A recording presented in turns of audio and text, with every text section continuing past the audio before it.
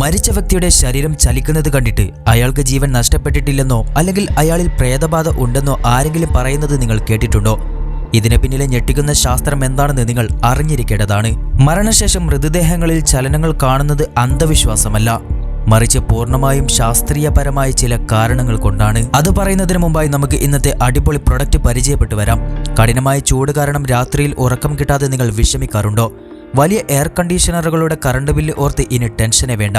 ഇതാണ് ആ ഒരു സിമ്പിൾ സൊല്യൂഷൻ. ഈ പോർട്ടബിൾ എയർ കൂളർ ഫാൻ ഉപയോഗിച്ച് വെറും മിനിറ്റുകൾക്കുള്ളിൽ നിങ്ങളുടെ മുറിയിൽ ഇനി തണുത്ത കാറ്റ് നിറക്കാം. ഇതിലെ വാട്ടർ ടാങ്കിൽ അല്പം വെള്ളമോ ഐസ് ക്യൂബുകളോ നിറച്ച ശേഷം സ്വിച്ച് ഓൺ ചെയ്താൽ മാത്രം മതി. കൂളർ കാറ്റിനോടൊപ്പം തന്നെ ഇതൊരു ഹ്യൂമിഡിഫയറായും നൈറ്റ് ലാമ്പായും പ്രവർത്തിക്കും. കൂടാതെ നിങ്ങൾക്ക് ഇഷ്ടമുള്ള സ്മെല്ലും ഇതിൽ ആഡ് ചെയ്യാവുന്നതാണ്. പഠനമുറിയിലോ ബെഡ്റൂമിലോ ഓഫീസിലോ എവിടെ വേണമെങ്കിലും ഇത് എളുപ്പത്തിൽ കൊണ്ടുപോകാനും സാധിക്കും.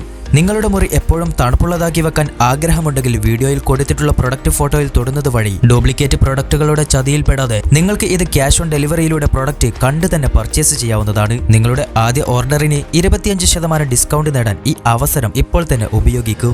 മരണശേഷം മൃതദേഹങ്ങളിൽ ചലനങ്ങൾ കാണുന്ന ശാസ്ത്രീയപരമായ ചില കാരണങ്ങൾ ഇതാണ്.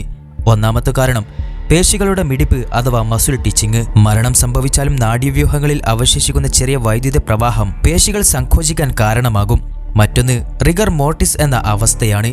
മരണത്തിന് ഏതാനും മണിക്കൂറുകൾക്ക് ശേഷം ശരീരം കടുപ്പമാകുന്ന ഈ സമയത്ത് പേശികൾ ചുരുങ്ങുന്നത് മൂലം കൈക്കാലുകളോ വിരലുകളോ ചലിച്ചേക്കാം. മൃതദേഹം മാറ്റിക്കിടത്തുമ്പോൾ ശ്വാസകോശത്തിലെ വായു പുറത്തേക്ക് വരുന്നത് മൂലം ചെറിയ ശബ്ദങ്ങളോ മൂളലോ ഉണ്ടായേക്കാം. കൂടാതെ ശരീരത്തിലെ ബാക്ടീരിയകൾ ഉൽപ്പാദിപ്പിക്കുന്ന വാതകങ്ങളുടെ സമ്മർദ്ദം മൂലം ശരീരം വീർക്കാനും കൈക്കാലുകൾക്ക് സ്ഥാനചലനം സംഭവിക്കാനും സാധ്യതയുണ്ട്.